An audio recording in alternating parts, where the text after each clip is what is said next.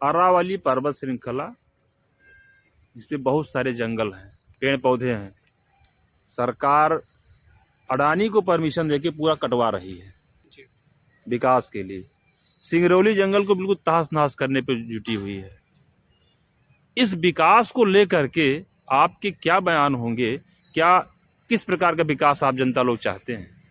देखिए, ऐसा है कि हमारे देश का जितना भी भूभाग है उसका 1/4 हिस्सा हमारे पास वनों से आच्छादित है।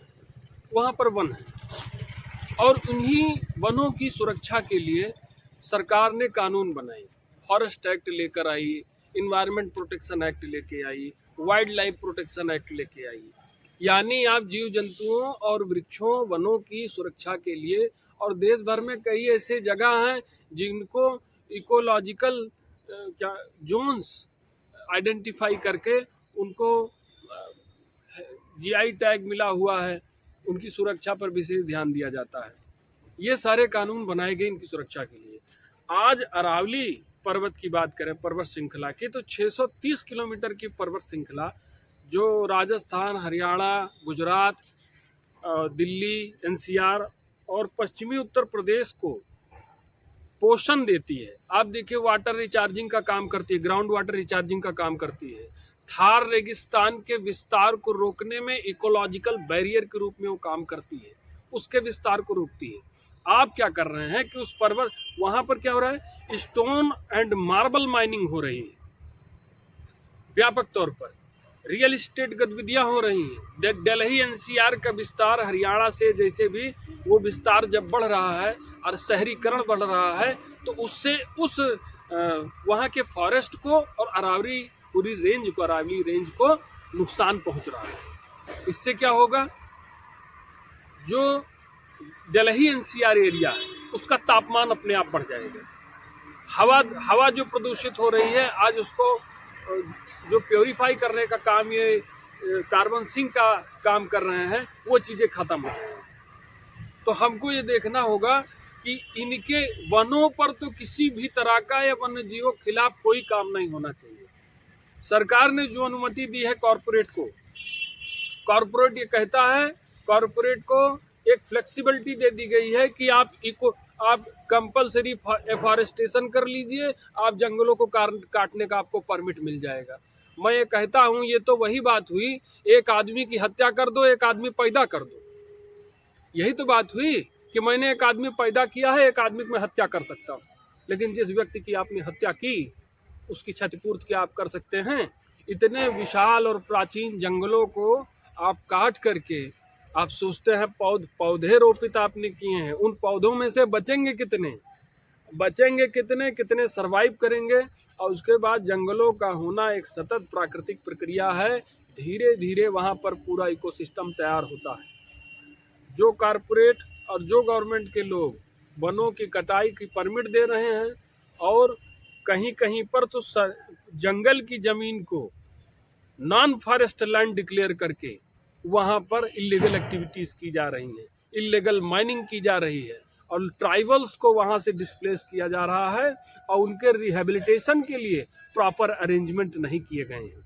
मैं पूछना चाहता हूँ, सरकार या कॉरपोरेट द्वारा एक भी ऐसा जंगल स्थापित किया गया हो जहाँ पर पूरा इकोसिस्टम जंगल का तैयार हुआ हो? अगर नहीं, तो आप 3/4 भूभाग का इस्तेमाल करने के बाद भी अगर संतुष्ट नहीं हैं, तो उस 1/4 को भी नष्ट कर देंगे। तो क्या चारों तरफ कंक्रीट का जंगल और बंजर भूमि तैयार कर देंगे, बड़ी बड़ी गगनचुंबी इमारतें बनाएंगे और उसमें एयर प्योरीफायर लगाकर बैठेंगे और कहेंगे हमने आधुनिकता हासिल कर ली है? अबे साहब, हम सीधे तौर पर कहना चाहते हैं, तुम अपनी आधुनिकता, अपनी महानता, अपनी उच्च स्तरीय जीवन शैली अपने पास रखो, लघुता ना तुम मेरी कहो, तुम हो महान बने रहो। हमें प्रकृति की गोद में आश्रय है, हम इसी में प्रकृति से जुड़कर ही अपने सह अस्तित्व को ही मनाते हैं, ऐसे ही अपना जीवन बिता लेंगे। वहीं सिंगरौली की आप बात करिए, मध्य प्रदेश और उत्तर प्रदेश के बॉर्डर पर जो स्थित है, देश का एनर्जी हब माना जाता है, थर्मल पावर वहाँ जनरेट की जाती है। वहाँ अंधाधुंध कोयले की इलीगल अवैध माइनिंग हो रही है, कौन रोक रहा है? फ्लाई ऐश डंपिंग की जा रही है, कहीं भी हवा पानी दूषित करने का काम किया जा रहा है, क्षेत्रीय लोगों के साथ दुर्व्यवहार किया जा रहा है, ट्राइबल्स को इधर उधर ढकेला जा रहा है, प्रॉपर रिहेबिलिटेशन नहीं मिल रहा है। जितने भी पर्यावरण सुरक्षा के वाइल्ड लाइफ प्रोटेक्शन एक्ट बने हैं, सबको ताक पर रख करके फ्लेक्सिबिलिटी देकर कारपोरेट की मिली भगत से ये सब हो रहा है। पूरा देश इसको देख रहा है। ऐसा विकास हमको नहीं चाहिए। इस जंगल की कटान से तमाम जीव जंतु जंगलों में होंगे, वो बाहर निकल आएंगे, उनको आश्रय नहीं रहेगा, तो क्या वो नरभक्षी हो जाएंगे? वो अपना किस तरह उनका गुजारा होगा, कैसे आदिवासियों को गुजारा होगा? हम आए दिन न्यूज़पेपर में सुनते हैं कि आज तेंदुए ने 2 लोगों को धर दबोचा, तेंदुए ने यहाँ लोगों की जान ले ली, तो क्या वो बाहर आकर के नुकसान नहीं पहुँचाएंगे? जैसे अक्सर एक बात ही कही जाती है कि किसी पेड़ के कटने का किस्सा ना होता अगर कुल्हाड़ी में ही लकड़ी का हिस्सा ना होता। अगर कानून बनाने वाले ही कानून को तोड़ने मरोड़ने का काम ना करते, तो जंगल के संरक्षण के लिए जो कानून बना है, किसी की हिम्मत थी कि उसमें सेंध लगा सकता था? ये वही कानून के रखवाले भी हैं, वही जैसे गांव में कहावत कही जाती है, जलेबी रखवार कुकुर। तो यही कानून बना रहे हैं, अपने तरीके से इसको मैनिपुलेट करके तोड़ मरोड़ रहे हैं। और बहुत बड़ा अपराध है। पूरे देश भर में इसका विरोध हो रहा है। आप लोग सोशल मीडिया पर देख रहे हैं, अखबारों में देख रहे हैं, पॉडकास्ट खूब चल रहे हैं, खूब बातें हो रही हैं। और मैं इसके माध्यम से आप सबसे अपील करना चाहता हूँ, पूरे देशवासियों से, आप किसी भी क्षेत्र में हैं, कहीं भी हैं, सोशल मीडिया पर आप तमाम रायता फैलाते रहते हैं, बधाई पता नहीं क्या क्या करते हैं, लेकिन उसका सदुपयोग करिए और उस सामाजिक मुद्दों को उठाइए।